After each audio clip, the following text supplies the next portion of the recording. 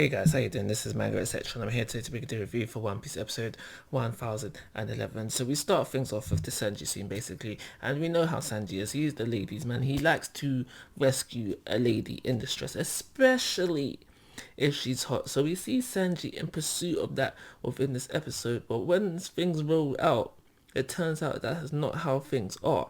It was indeed a trap set up by Black Maria. So Sanji is now currently trapped.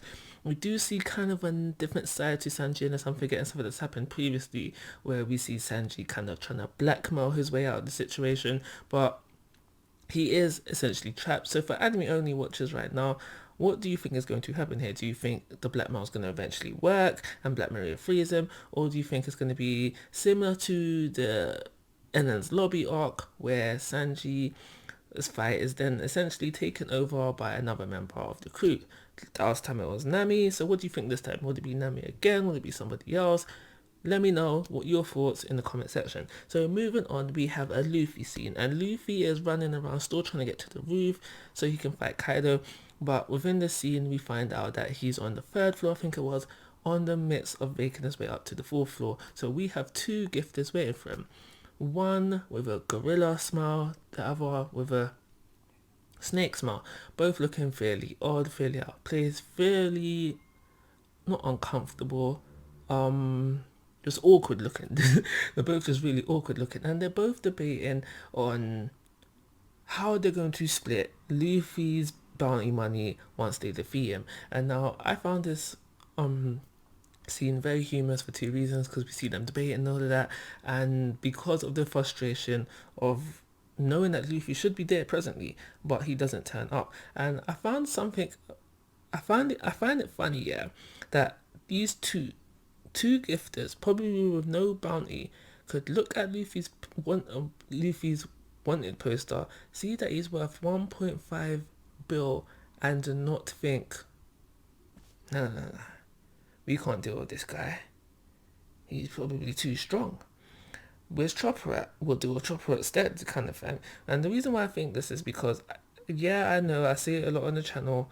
Bounty does not equal power level, but however, these guys should know that based on members of their crew, King and Queen, who have bounties in the similar range and ballpark, and so they should have a feel for their kind of strength, and because they should know their kind of strength, they should safely assume that Luffy's strength may be into that ballpark. Because if I was in their shoes, that's what I would be thinking, and I'd be like, nah. Where's Usopp at? I'll bring an Usopp instead. Kind of vibe, because technically they should be thinking that's too much.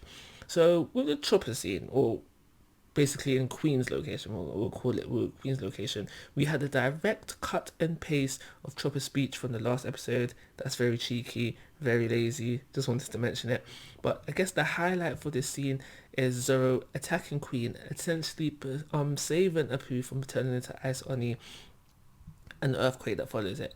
We learned that Zoro was angry because Kiku's arm fell from the sky. We also find out that Brook and Robin also noticed Kiku's arm falling from the sky. But like I said previously, the highlight of that scene is essentially Zoro attacking Queen and shouting at him after that. So there was another scene where we have Kinemon get up to confront Kaido once again. Don't think that happens within the anime. I'm not 100% sure, but I don't think that scene doesn't happen within the anime. Also, the scene of Luffy and Jinbe, I don't think that when they skip up to level 4, I don't think that happens within the manga. Sorry, I'm not 100% sure, but I don't think it does. Especially the Kinemon scene where it just feels really forced and just unnecessary. I don't really think those things happen within the manga, but between the earthquake and seeing Kaido, and you have the purple, they are clouds, splurring out of him, we learn that the earthquake wasn't caused by Zoro, where some people thought it was Zoro using Conqueror's Haki. It was essentially caused by Kaido using flame clouds, which is how dragons fly, to lift Onigashima, and we learned this via Yamato, who her father lets us know that he is doing this so he can relocate Onigashima and drop it on the flower capital. And that is essentially everything to happen within this episode. It wasn't very exciting. I did mention that how I did find the gifters bit humorous, but that's only very somewhat humorous, literally the starting line of humorous. The pacing is an issue as always. I understand why they do it, so they don't capture the manga, but that is not really an excuse we should be accepting. So it's for those two reasons: slow pacing, therefore no progress, very much progress into the story, and the excitement level of it. I'm only giving this episode a 2-star rating, and like always guys, I'm asking for your thoughts and opinions. If you haven't already, please subscribe to my YouTube channel, but most importantly, take care, have a nice day.